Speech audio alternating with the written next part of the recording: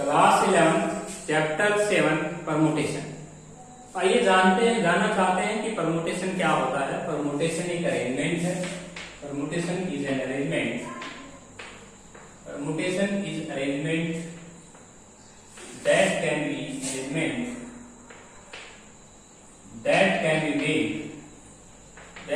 be made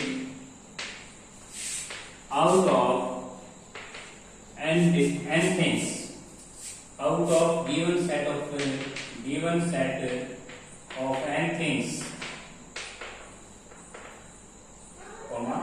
इसके बाद by taking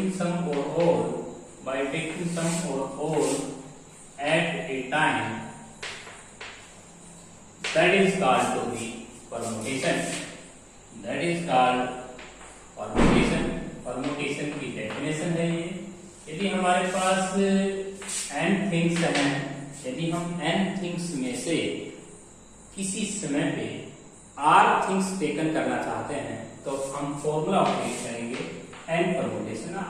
permutation का फॉर्मूला होता है n का फैक्टोरियल अपॉन में दोनों का डिफरेंस का फैक्टोरियल हो जाएगा n माइनस r का फैक्टोरियल। यहाँ पे एक कंडीशन होती है कि रिपीटेशन ऑफ एन ऑब्जेक्ट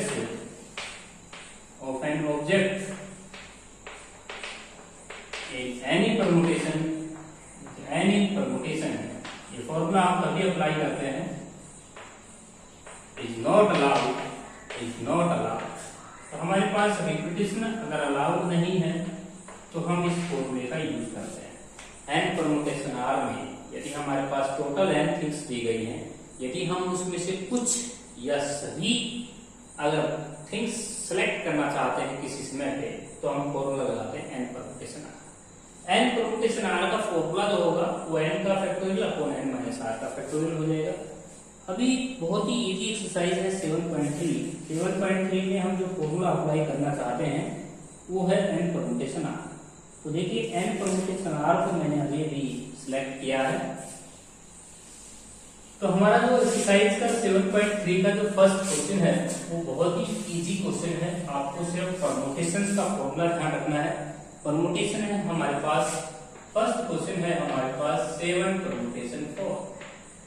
इसका मीनिंग ये है कि हमारे पास टोटल 7 थिंग्स रही हैं और 7 थिंग्स में से हम 4 थिंग्स को टेकन कर रहे हैं। इसका फॉर्मूला हो जाएगा 7 का फैक्टोरियल अपॉन में डिफरेंस का फैक्टोरियल हो जाएगा 7 माइनस 4। 7 के फैक्टोरियल को हम लिख सकते हैं 7 मल्टीप्लाई 6 मल्टीप्लाई 5 मल्टीप्लाई 4 मल्टीप्लाई 3 पे स्टॉप कर देंगे हम, अपॉन में हो जाएगा 3 का फैक्टोरियल। 3 से 3 कैंसिल हो जाएगा, 7 6 का हो जाएगा 42 और 5 4 का हो जाएगा 20।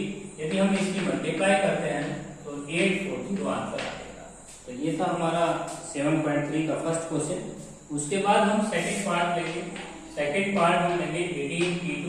अब 18p2 का हो जाएगा 18 का फैक्टोरियल अपॉन में डिफरेंस का फैक्टोरियल। अब हम 18 के फैक्टोरियल को लिख सकते हैं 18 मल्टीप्लाई 7 मल्टीप्लाई 16। अब 16 से 16 फैक्टोरियल हमारा कैंसिल हो जाएगा तो हम यहाँ पे इन दोनों की प्रोडक्ट को लिख सकते हैं। 18 की 17 के साथ अगर मल्टीप्लाई करेंगे तो हमारा जो रिक्वायर्ड आंसर आएगा वो आपका 306 आ जाएगा। तो that is our required answer. तो देखिए हमने 2 पार्ट्स किए हैं फर्स्ट क्वेश्चन में, दोनों के दोनों पार्ट इजी हैं। इसके बाद आते हैं 6 परमुटेशन 6। थर्ड पार्ट सोल्व कर लेते हैं। थर्ड पार्ट है हमारे पास 6 परमुटेशन 6 परमुटेशन 6 को सोल्व करेंगे तो 6 का फैक्टोरियल अपॉन में 0 का फैक्टोरियल, 0 का फैक्टोरियल 1 माना गया है। 6 के फैक्टोरियल को हम 720 लिख सकते हैं 720। तो ये था हमारा फर्स्ट क्वेश्चन। इसके बाद हम करेंगे सेकंड क्वेश्चन। देखिए सेकंड जो क्वेश्चन है एक्सरसाइज 7.3 सो इजी। 7.3 का सेकंड क्वेश्चन है 10p3 हमें इक्वल लेके आना है। 10p3 हमें इक्वल लेके आना है 9p3 plus 3 times of 9p2 के इक्वल लेके आना है। तो एलएचएस सोल्व करेंगे पहले। एलएचएस हम सोल्व करेंगे तो ये आएगा 10 परमुटेशन 3। इसको हम सिलेक्ट कर सकते हैं 10 का फैक्टोरियल अपॉन 7 का फैक्टोरियल। 7 के फैक्टर को हम लिख सकते हैं 7 मल्टीप्लाई 9 मल्टीप्लाई 8 मल्टीप्लाई 7 का फैक्टोरियल। 7 फैक्टोरियल से 7 फैक्टोरियल कैंसिल हो जाएगा। ये आ जाएगा 90 की हम 8 से को सोल्व करेंगे। RHS को सोल्व करेंगे तो 9 का फैक्टोरियल हो जाएगा, 9 में से 3 गया 6 का फैक्टोरियल, और उसके बाद 9 का फैक्टोरियल अपॉन में 7 का फैक्टोरियल हो जाएगा। अब यहाँ पे हम 9 के फैक्टर को लिख पाएंगे, 9 मल्टीप्लाई 8 मल्टीप्लाई 7, 6 पे फैक्टोरियल हम सॉल्व कर लेंगे, 6 का फैक्टोरियल से 6 का फैक्टोरियल कैंसिल हो जाएगा, 9 का फैक्टोरियल हो जाएगा 9 मल्टीप्लाई 8 मल्टीप्लाई 7 का सॉल्व, 7 से 7 हम कैंसिल कर देंगे। अब यहाँ पे आ जाएंगे 9 8 का 72, 72 की हम मल्टीप्लाई 7 के साथ करेंगे, और यहाँ पे 3 9 7 9 8 जा 27 हो जाएगा। अब यहाँ पे हम क्या करेंगे, 7 टू जा 14 कर देंगे, या 72 हम कॉमन भी ले सकते हैं, 72 हम कॉमन लेंगे तो 7 प्लस 3 हो जाएगा, तो रिक्वायर्ड आंसर हो जाएगा 720। LHS is equal to RHS। Next question है, थर्ड क्वेश्चन देखिए। जो हमारा थर्ड क्वेश्चन है वो भी बिल्कुल इजी है, ये हमारा सेकंड क्वेश्चन था, सेकंड क्वेश्चन इजी था। थर्ड क्वेश्चन में NP6, थर्ड क्वेश्चन है हमारे पास NP6 और equal to 3 times of NP5, 3 times of NP5। हमें फाइंड n की वैल्यू निकालनी है। तो ये क्वेश्चन बहुत ही इजी है। देखिए सबसे पहले हम परमुटेशन का फॉर्मूला निकाल चुके हैं, n का फैक्टोरियल अपॉन में डिफरेंस का फैक्टोरियल हो जाएगा, और ये हो जाएगा n का फैक्टोरियल और अपॉन में n माइनस का 5 का फैक्टोरियल। n फैक्टोरियल से n फैक्टोरियल कैंसिल हो जाएगा। अब n माइनस 5 को हम एक स्टेप चलाएंगे, डिफरेंस करेंगे, 3 इंटू n माइनस 5 को हम सेम लिखेंगे, और एक सब्ट्रैक्ट करेंगे, 1 सब्ट्रैक्ट करेंगे तो n माइनस 6, n माइनस 6 से n minus 6 cancel, cross multiply करेंगे, n माइनस 5 इक्वल टू 3 आ जाएगा, n की वैल्यू हमारे पास 8 आएगी, that is our required answer, n की वैल्यू 8। इसके बाद नेक्स्ट जो पार्ट है इसी का सेकंड पार्ट, थर्ड क्वेश्चन का सेकंड पार्ट देखिए, NP2 इक्वल टू 20 है। थर्ड क्वेश्चन का जो सेकंड पार्ट है वो है हमारे पास NP2, और ये हो जाएगा आपको 20। इसको हम सोल्व कर देंगे, n का फैक्टोरियल अपॉन में n माइनस 2 का फैक्टोरियल, और इक्वल टू 20 हो जाएगा। n के फैक्टर को हम लिख पाएंगे, n into n minus 1 stop, n minus 2 पे स्टॉप, और n माइनस का 2, और इक्वल टू हो जाएगा 20 को हम लिख पाएंगे 5 मल्टीप्लाई 4, n माइनस 2 से n माइनस 2 कैंसिल।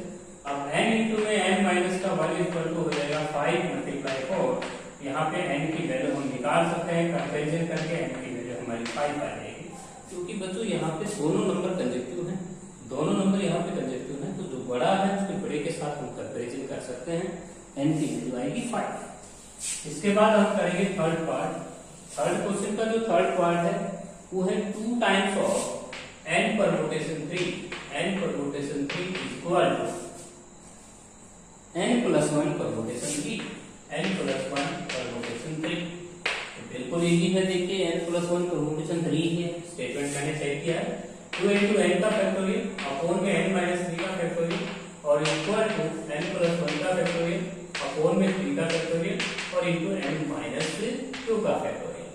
तो n प्लस 1 में से हमने 3 लेस किया है। इसके बाद देखिए 2 इंटू में n का फैक्टोरियल n माइनस 3 के फैक्टोरियल को उसने सेम रखा है, और हम फैक्टोरियल n प्लस 2 को चलाना चाहते हैं, n प्लस 1 पे हम स्टॉप करेंगे, 3 के फैक्टोरियल को हम लिखेंगे 3 इंटू 2 का फैक्टोरियल, और 3 मल्टीप्लाई 2 मल्टीप्लाई 1, और यहाँ पे n माइनस 2 को हम चला सकते हैं, n minus 2 1 stop, n minus 3 पे भी स्टॉप कर लेंगे, n माइनस 3 से n माइनस 3 n से कैंसिल। इसके बाद हम क्या करेंगे, मल्टीप्लाई करेंगे, मल्टीप्लाई करेंगे तो 3 टू द 6, 6 टू द 12, 12 हो जाएगा, और मल्टीप्लाई में n माइनस 2 और इक्वल टू n प्लस 1, यहाँ से हम 12n माइनस का 24 लिखेंगे, और इक्वल टू n प्लस 1। यहाँ से अगर हम n की वैल्यू फाइंड आउट करना चाहते हैं तो हमारे पास जो n की वैल्यू आएगी, देखिए हमने 2 टाइम्स ऑफ NP3 लिया है, और n प्लस 1 परमुटेशन 3 का, तो हमने n प्लस 1 का फैक्टोरियल किया, यहाँ पे 3 का फैक्टोरियल नहीं आएगा, ये कॉम्बिनेशन में होता है, यहाँ पे मैंने यहाँ 3 into 1 थोड़ा सा रॉन्ग स्टेप था। n माइनस 2 को हमने चलाया, इसके बाद यहाँ पे हम 12 नहीं लेंगे, यहाँ पे सिर्फ हम 2 लेंगे, ये आएगा रिक्वायर्ड आंसर हमारा 2n माइनस का 4, 2n माइनस का 4 इक्वल टू n प्लस 1, हमारा रिक्वायर्ड आंसर आएगा n इक्वल टू 5। यहाँ पे मैंने गलती से कॉम्बिनेशन ऑपरेट कर दिया था, यहाँ पे परमुटेशन ऑपरेट होता। नेक्स्ट क्वेश्चन है, नेक्स्ट जो क्वेश्चन है वो थर्ड क्वेश्चन का, ये हमारा थर्ड पार्ट का फोर्थ पार्ट देखिए, थर्ड क्वेश्चन का fourth part 2np3, 2np3 equal to, हमने 2np3 लिखा है लेफ्ट साइड में और 100np2 लिखा है 100np2। तो देखिए हमारे पास 2n का फैक्टोरियल हो जाएगा और नीचे डिफरेंस करेंगे तो 2n माइनस 3 हो जाएगा, 2n माइनस 3 का फैक्टोरियल, 100 इंटू n का फैक्टोरियल हो जाएगा और n माइनस 2 का फैक्टोरियल हो जाएगा। यहाँ पे हम 2n के फैक्टर को लिख सकते हैं 2n माइनस 1, 2n माइनस 2 और 2n माइनस 3 पे स्टॉप कर लेंगे ताकि 2n माइनस 3 से 2n माइनस 3 कैंसिल हो जाए। और यहाँ पे 100 इंटू में n का फैक्टर को हम लिख पाएंगे n into n minus 2 stop, n minus 2 पे हम स्टॉप करेंगे, n माइनस 2 से n माइनस 2 कैंसिल और उसके बाद n1 माइनस 3। यहाँ से हम 2 कॉमन लेंगे तो 2 कॉमन लेंगे तो 2n और 2n माइनस का 1 और यहाँ पे 2 कॉमन लेंगे तो n माइनस 1।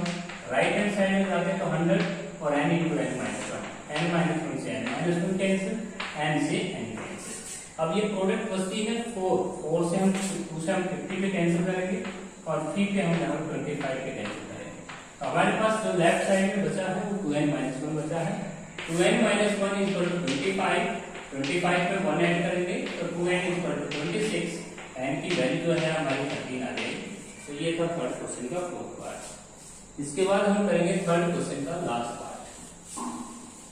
थर्ड क्वेश्चन का लास्ट पार्ट सो इजी। तो हमारे पास np4 है, n परमुटेशन 4 है और रेशियो है n माइनस का 1 परमुटेशन, n माइनस 1 परमुटेशन 4 और इक्वल टू 5/3। ये है हमारे पास क्वेश्चन नंबर 3 का लास्ट पार्ट। क्वेश्चन नंबर 3 का 6 पार्ट कह सकते हैं। क्वेश्चन नंबर 3 6 पार्ट, तो ये 8 पार्ट है। अब यहाँ पे देखिए इन दोनों का जो डिवीजन का रेशियो है वो 5/3 है। एक बार स्टेटमेंट चेक कर लेते हैं, n permutation r, n minus 1 permutation r, 5/3। इसे हम लिख पाएंगे n का फैक्टोरियल अपॉन में n माइनस 4 का फैक्टोरियल। इसको डिवीजन देते हैं n माइनस 1 का फैक्टोरियल n माइनस का 5 और इक्वल टू 5/3। अब यहाँ पे n के फैक्टोरियल को हम लिख पाएंगे n इंटू n माइनस 1 के साथ, n माइनस 1 से n माइनस 1 कैंसिल करेंगे। अब n माइनस 4 को हम लिख पाएंगे नेक्स्ट स्टेप के ऊपर n इंटू में n माइनस का 4 और एक डिफरेंस करके चलाएंगे इसको n माइनस 5। डिवीजन में आते हैं, डिवीजन में 1/4 में आ जाएगा n माइनस 5 और इक्वल टू हो जाएगा 5/3। यहाँ पे n माइनस 5 से n माइनस 5 भी कैंसिल हो जाएगा। क्रॉस मल्टीप्लाई करेंगे n अपॉन n माइनस का 4 इक्वल टू 5/3। क्रॉस मल्टीप्लाई करते हैं तो 3n माइनस का इक्वल टू 5n माइनस का 20। यहाँ पे हम माइनस का 2n equal to minus 20, minus से माइनस कैंसिल। यहाँ से हम n की वैल्यू निकाल सकते हैं, n की वैल्यू हमारे पास 10 आ जाएगी। That is our required answer. तो n की वैल्यू हमारी 10 आई है। ये था हमारा थर्ड क्वेश्चन। तो आज हम सिर्फ थर्ड क्वेश्चन तक इस क्वेश्चन सॉल्व करेंगे।